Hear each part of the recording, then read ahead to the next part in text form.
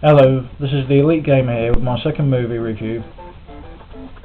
On July the 28th, 1993, on the greatest abomination of all, and the first ever film very loosely based upon a video game was created. They called it Super Mario Bros. Honestly, Nintendo must have really fallen on their heads to let this come and go without their seal of approval. No wonder they want to shy as far away from the movie as possible whenever the name is mentioned. So enough about that, let's dive into this wayward movie. What's that? Super Mario Bros. This ain't no game. Yeah, you ain't kidding there, Sherlock. This was a picture from the audio poster pack, which initially came with the audio cassette based upon the movie. Yeah. Can you remember the Goombas looking like that in the movie? Well, yeah, they did, but I mean, can you remember their faces looking anything as scary as that big one? No. No, I didn't think so. Right, this is what a Goomba should look like. Big head, sort of impy small body, really short fat feet. That's what they should look like during their game counterpart. Oh dear. This is what the Goomba looks like in the movie. Do you know who this is? Big drum roll, please. This is Toad, turned into a Goomba by Dennis Hopper, aka Cooper. Oh dear, well, there's nothing like a Goomba. I mean, can you imagine Mario and Luigi jumping over this lot? Can you imagine these 7-foot Goombas in the Super Mario Bros. Game? And then trying to jump over this lot. Oh my god, I would really have loved to see Mario and Luigi jump over these 7-foot Neanderthals.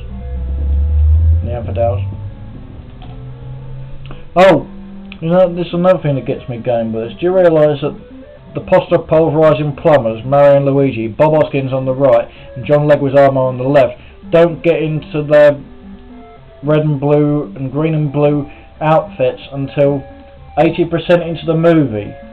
What are they trying to pull? Were they doing this to be annoying? But in truth and in all fairness, I don't blame the actors. I don't blame Bob Hoskins, I don't blame John Leguizamo, and I don't blame the late Dennis Hopper, God rest his soul, aka Cooper. I mean, how can you blame all these actors? As bad as the film was, it's one thing to blame the film, but it's another thing to blame the actors when it's not their fault. They gave it their 100% best. But for the most part, they actually did it for their children. But the point I'm making is, they gave it 100% effort. So if you want to blame anyone, blame the directors. They're the ones who spoiled this. The directors are the people who wouldn't listen. The directors are the people who knew nothing about Super Mario Bros. And didn't have a goddamn clue about what the game or Mario Bros. Was about. And we got Bob Hoskins to thank for that. Piece of information. But you know what the worst part is? Yeah, not only did the directors really mess this film up, but apparently the studios had more of a clearer idea as to what the movie was about than them. So this was the first time the directors were wrong on something. And apparently one of the directors, going by the name of Rocky Morton, was extremely temperamental. He was so temperamental, one day he lost his temper and poured scalding hot coffee over the head of a caution person. Needless to say, I reckon he kicked off quite a fuss about that. I would have done the same thing if I was him. I mean, come on, anybody would. Sometime after that, Rocky Morton and co. ended up getting kicked off the studio.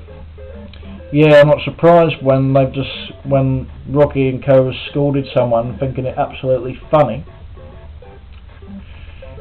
But another scene that don't really make sense in this is like, how the hell can, no offense to John Leguizamo, how can Luigi They end up in an elevator in this scene.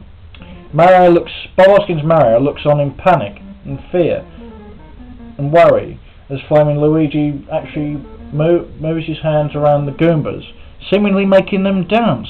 What the blue blazes? I don't care how stupid the Goombas are. How can you Flaming actually touch their upper backs from behind, make them dance, right, and then slip out of a hatch in the ceiling, go into the flaming up and go right into another part of the building? It doesn't work like that.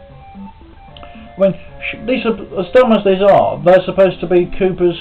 I know they're loyal, lethal, and stupid, but they're supposed to be Koopa's elite guard.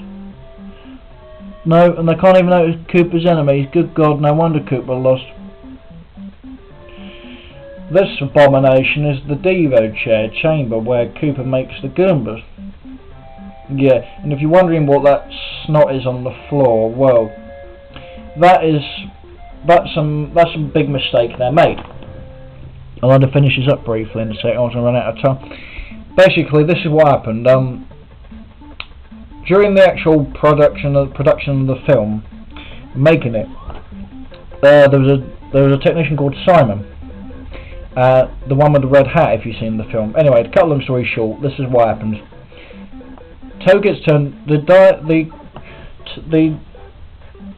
Toad gets turned into a Goomba for singing against Koopa and saying that he won't be part of his army.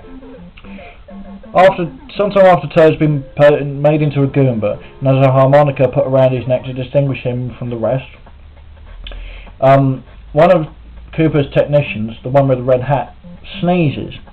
Koopa, being really and overly worried about germs, decided it was appropriate to go and flaming de-evolve his loyal technician, who's never talked back to him at all.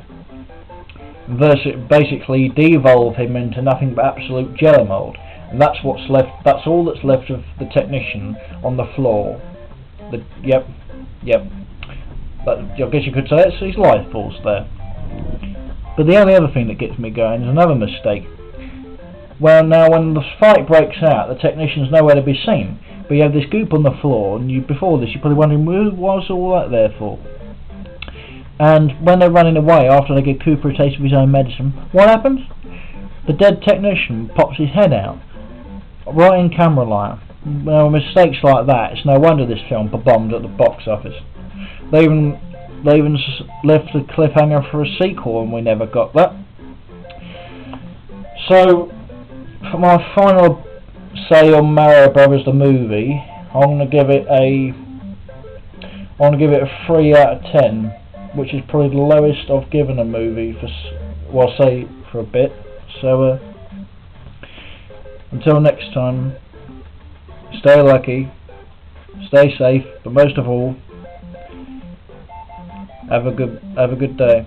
This is the Elite Gamer saying thank you for your time and goodbye.